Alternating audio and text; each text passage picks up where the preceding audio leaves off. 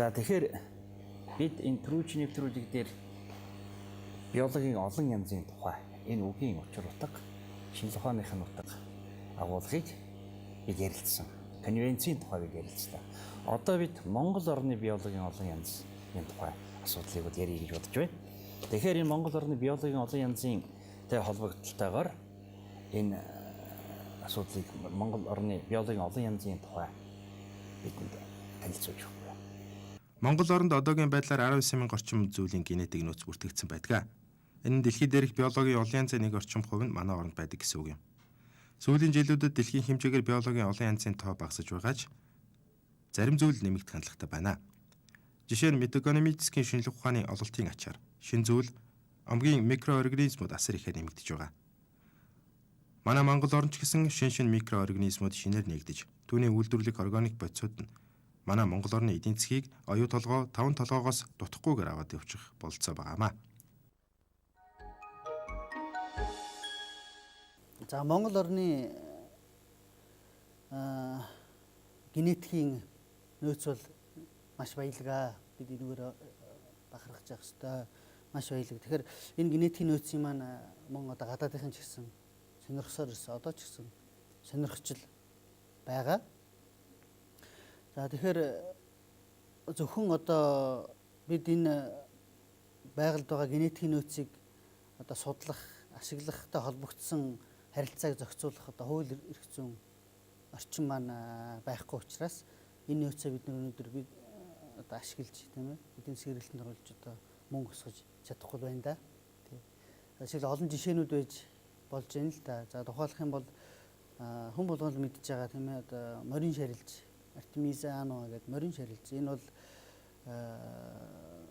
манай оронд Монгол оронд ургачлээдэг, элбэг ургачлээдэг нэг төрлийн юм шарилж гэтэл энэ ургамлаас одоо 1967 онд Хятадтай эрдэмтэд Артеметр гэж нэгдлийг нээсэн байгаа. Тэгэхээр энэ нэгдэл маань ямар үйлдэлтэй нэгдэл ашиг өгдөлтөй үйлдэлтэй одоо нэгдэл байсан гэдэг зэрэг одоо хумгай өвчнийг эмчлэх тэр имийн одоо гол бүтээгдэхүүн болдог ийм нэгдэл байсан. Тэгэхээр энэ одоо ургамлыг одоо өнөөдөр хятадууд одоо ашиглаад одоо хятадууд ашиглаад жилд одоо 160 орчим сая долларын жилд ашиг олж байна.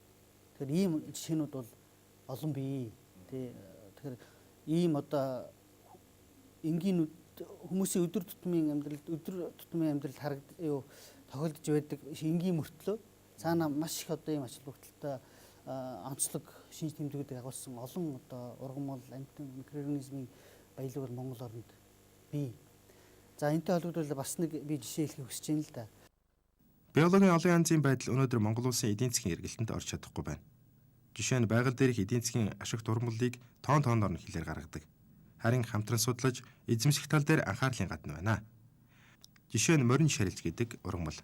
Монгол оронд элбэг ургадагч Монгол улсын хууль эрх зүйн орчны доголдолтой байдлаас шалтгаалan эдийн засгийн эргэлтэнд оруулж ирсэнгүй.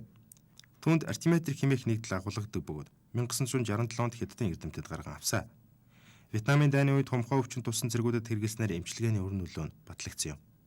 Хятад улс түүнийг тариалж Навартис компанитай гэрээ байгуулан өөрийн улсын морин шарилжийг хамтран эзэмшснээр жилийн ашиг 160 сая доллараар тоологддог. Дэлхийн эрүүл мэндийн байгууллага хумхай өвчний эсрэг хэрэглэх хамгийн найдвартай амир Гортемиг шалгаруулсан юм а.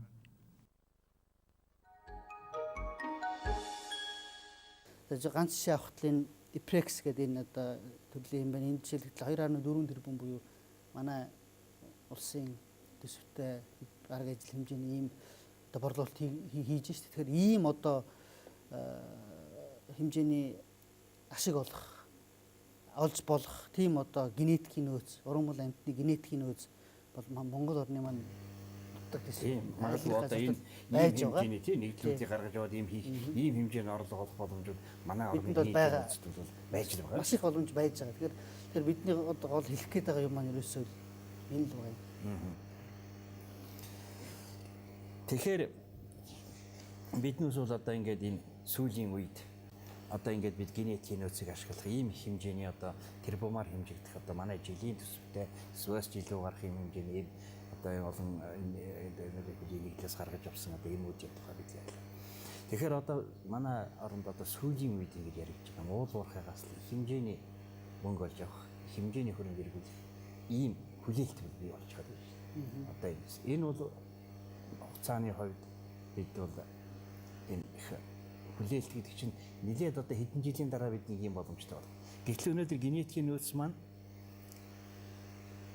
одоо бидэнтэй бэлэн байж байна. Өнөөдөр биднес одоо технологи өндөр хөгжсөн оронтой хамтар манай одоо орон бүрддэг энэ генетикийн нөөцийг ашиглаад их хэмжээний хөрөнгийг одоо олох ийм боломж бол байж байна. Тэгэхээр зэрэг манай энэ биологийн энэ одоо энэ генетикийн нөөцөөс тийм үү гаргаж авах одоо энийг ашиглах эдийн засгийн одоо ийм тийм тооцоо хийсэн зүйлэг байна. За тэгэхээр таны хэлдэг зөв өнөөдөр уул уурхайн асуудлыг хүн болгоно ярьдаг болсон байна. Харин Монгол орны биологийн буюу одоо генетикийн нөөцийг үнэлэх наривчлсан одоо үнэлгээний судалгааны ажлууд бол эндээ хийгдэг байна. Тэгэхээр энийг хийх санаатай судалгааны багууд бас бүрдэж байгаа юм зүйлүүд бий. За харин тэгэхээр энэ генетикийн нөөцийг яаж үнэлэх вэ гэдгээ бид нар бас яаж үнэлэх үү, ямар аргаар үнэлэх үү те, ямар хэмжээнд үнэлэх үү гэдгээ бас бид арга зүйн хувьд бас ярилцаж тогтох юм олон зүйлүүд бий л дээ. Тэгэхээр та түрүүнд их зөв хэллээ л уул уурхайн тэр их нөөц баялгаас одоо Монголын ард түмэн одоо бидний одоо авч эхлэх ашиг маань одоо наадталтандаа 10 жилийн дараа бид авч эхлэхээр одоо яригдж штэ одоо тийм ээ. А гэтэл бидний яриад байгаа энэ генетикийн нөөц, Монгол орны генетикийн нөөц гэдэг бол бидэнд өнөөдөр бэлэн байж байгаа. Өнөөдрөөс эхлээд хэрвээ бид хууль эрх зүйн орчноо бүрдүүлээд энийг эдийн засгийн хэрэглэлд оруулж чадах юм бол өнөөдрөөс эхлээд хэмжээний одоо мөнгө усах, тэрийг ашиглаж цаашд одоо улс орноо хөгжүүлэх энэ болцооны тухай бид нар яриад байгаамаа.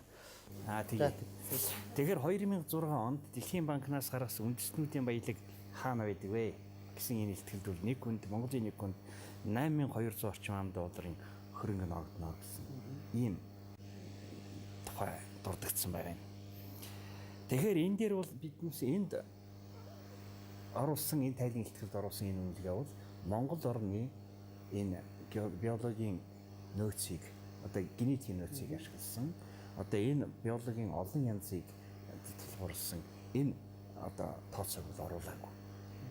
Тэгэхээр энэ оруулаагүй гэж байна шүү. Тэгэхээр зэрэг энэ дээр бол хэрвээ бидний одоо бид таамаглаж байгаа гэж байна. Бидний таамаглалаар Монголын нэг хүн 60 мянгаас 80 мянган долларын ийм баялаг ногдно гэсэн ийм тооцоо байна. Тэгэхээр бид бол үүндээ ийм их баялагын дээр байж байгаа улсууд байна шүү. Тийм. Энэ хэлдэг зөвлөлдөө яг энэ Дэлхийн банкнаас одоо гаргасан энэ юун дээр бол үнэхээр Монгол орны генетикийн нөөцийн байдлыг бол тооцоогүй юм тооцоо юм билээ. Бид бас энийг үзсэн. Тэгэхээр бидэнд өнөөдөр юу тулгараад байх гэхээр зэрэг бидний шийдэх ёстой ямар асуудал байгаа гэхээр зэрэг энэ генетикийн бидэнд байгаа энэ хасар их нөөцийг үнэлэх л асуудал байгаа. Тэрийг үнэлэхийн тулд тэр хууль эрх зүйн орчныг бид яаралтай бүрдүүлж амьдрал ахуйдаа хэрэглэх ийм л шаардлага байгаа. Тэгэхээр зэрэг бол ерөөсөө бид ингэлээ. Ерөөсөө Монгол орны биологийн олон янзын тухай бидний генетикийн нөөц маань ингээд маш их баялаг юм аа гэдэг. Тэгэхээр зэрэг энэ дээр бол бид ингэж байна. Өнөөдөр хүн болгон Монгол хүн болгоны амнаас уул уурхай тийм үү? Оюун толгой, даван толгой. За эндээс маш их юм хүлээсэн.